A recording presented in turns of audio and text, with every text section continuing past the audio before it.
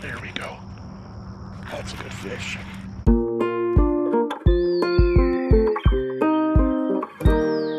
Hey, welcome back to Live to Fish. Congratulations to the winners of the 300 subscriber giveaway. All of those prizes should be mailed out shortly. So again, congrats and thank you for the support. For those of you that are new to the channel, please do me a favor, hit that subscribe button, and all of you watching this video right now, do me a favor, smash that like button. Not getting a lot of likes, got a lot of views, but let's smash that like button. Don't forget, if you're not a subscriber to Live to Fish, you should be. At 500 subscribers, we have a giveaway. It's going to be a bait caster.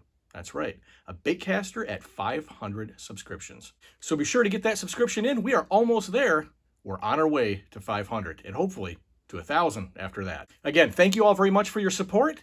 And as promised, here it is. Let's take a look and see what's inside the Dark Sleeper. It's no secret this past season, the Dark Sleeper has really come through for me. This is what it looks like right here. This is the Megabass Dark Sleeper. This is the 3/8 ounce, 3-inch size. And this is in the dark shad color. Mostly what I've been throwing is the Hannah Haze. And this is it right here. This is in the smaller 2.5-inch size, but this is the clamshell that it comes in inside that cardboard cutout there. So this is what you get here with the Megabass Dark Sleeper. Little swim bait. It's going to have a goby profile. Comes in a lot of different colors, from light to dark, all across the spectrum. Again, it's got 3D eyes, got a little paddle tail on there, and the hook set is recessed, if you can see that, inside the top fin there. So it's not exactly a totally weedless presentation, but it is pretty weedless. Again, I'm not going to slide my finger through there and get poked, but you can kind of see it goes over most cover, but it does kind of get snagged up in the weeds now and then. But this is meant to mimic a goby. And essentially, there's different ways to fish this. I fish it multiple different ways. First off, I start out by casting out, letting it drop all the way to the bottom, and there's a little bit of weight there, and it stands up on the bottom, just like that in the water. And then I'll give it a couple little hops. As it goes up and down, this tail has a lot of action. That paddle tail really flips around quite a bit. And then I'll alternate between kind of popping it up, swimming it. And then there's also a simple retrieve that I do simply as a swim bait. I throw it out there, let it hit, not bottom, but almost to the middle of the water column, and I start bringing it in. So it's a little bit of a cast, a drop, and then reeling it back in. I've also messed around with it, letting it drop all the way to the bottom and then doing a fast retrieve all the way back in. And that tends to stir up those bottom fish and they come chasing it straight up. So what is it that makes this unique over any other swim bait that you use with, say, a swim bait head? What makes this have that action where it kind of stands up like a goby at the bottom? Let's take a look. All right, gonna have a trusty knife for this one. So kids, don't try this at home without your parents' permission. And I have to be careful because I'm on blood thinners.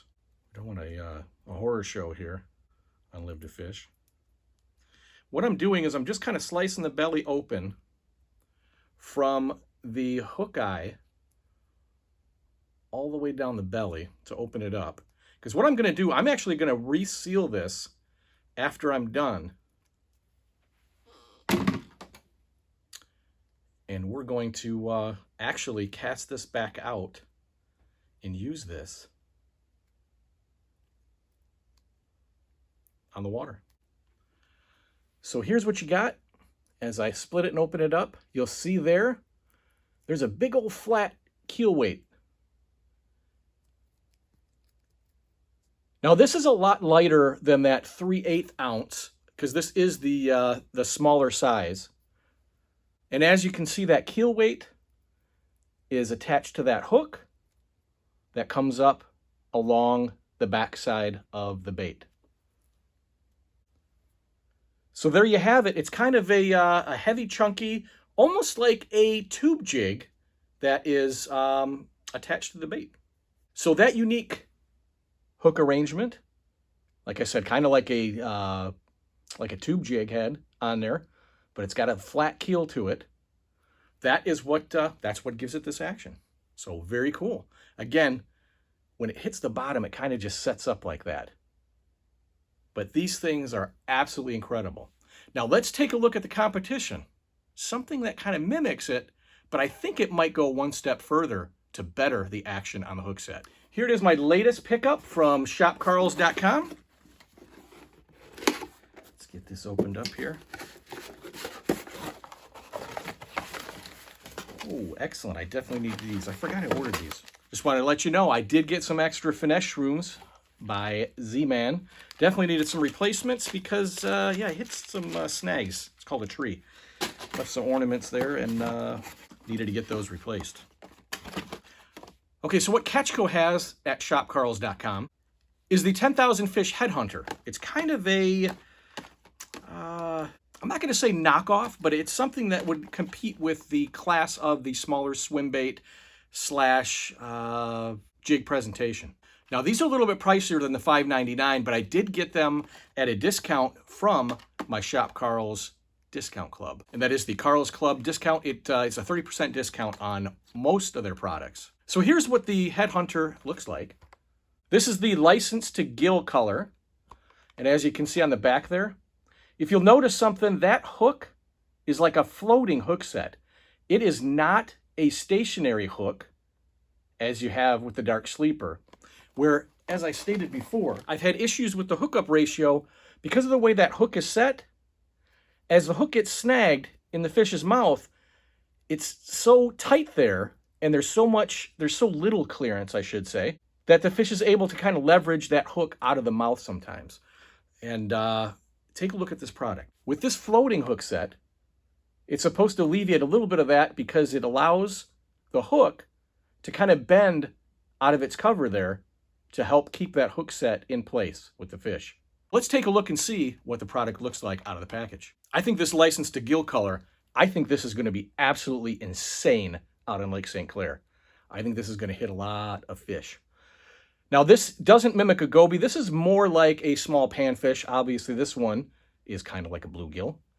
But we have the hook recessed in the top fin, just like with the Dark Sleeper. The difference being, this one actually rotates. It pivots up and down within the bait. When that fish tries to move around and thrash around and throw that hook set off, it's going to bend in it. I think it's going to keep that hook set in place a little bit better. I haven't tested these yet, but I do plan on bringing these out on the water soon. But this license to gill color is absolutely sick. Look at that. All right, let's take a look at some of the other colors. I also picked up carbon crappie. I got sweet and sour sunfish. And I picked up gizzard wizard. All of these, I think, are really, really, really good choices. Good colors. So those are going to go out in the water soon, and we'll see how they compare to the Dark Sleeper. I'm going to be testing both of those side by side with using the same combo with some of the casts from the bank and some of the casts being from the Ultra Skiff. Let's see how it does. All right, I got to get out of here and get the Ultra Skiff ready. Thanks again for watching, and don't forget, hit that like button, hit that subscribe button if you're not a subscriber. And for those of you that have been here since the beginning and beyond, thank you so much for your support. I appreciate it. Until next time, stay safe and be well. And as always, live to fish. Take care, everyone.